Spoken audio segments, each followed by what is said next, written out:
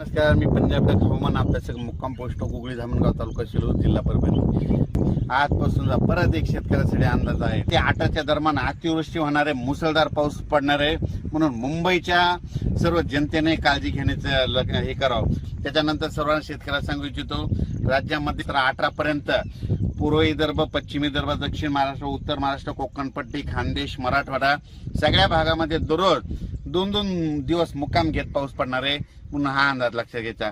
परत पुन्हा आणखीन एक सांगू इच्छितो, त्याच्यानंतर 21 तारखेपासून 21 जुलै ते 26 जुलैच्या दरम्यान परत एक चांगला पाऊस येणार आहे, म्हणून हे अंदाज लक्षात घ्यायचा.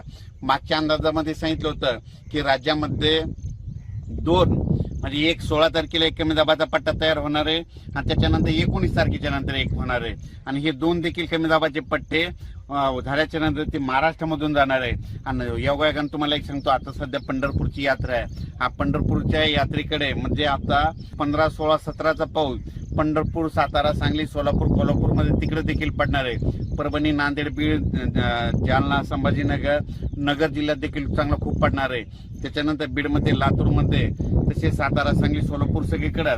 त्याच्यानंतर पूर्व विदर्भ, पश्चिम विदर्भ म्हणजे पूर्व विदर्भाचे 6 जिल्हे, पश्चिम विदर्भाचे 5 जिल्हे, म्हणजे ह्या 11 जिल्ह्यात देखील म्हणजे ह्या 4-5 दिवसाचा पाऊस चांगला पडणार आहे, म्हणून हे सर्वांनी लक्षात घ्यायचं. राज्यात एकंदरीत परिस्थिती बघायची झाली तर की म्हणजे आजपासून ते 26 तारखेपर्यंत दररोज वेगवेगळ्या भागात चांगला पाऊस पडणार आहे आणि शेतकऱ्याच्या पिकाला जीवदान भेटणार आहे, म्हणून हा अंदाज लक्षात घ्यायचा.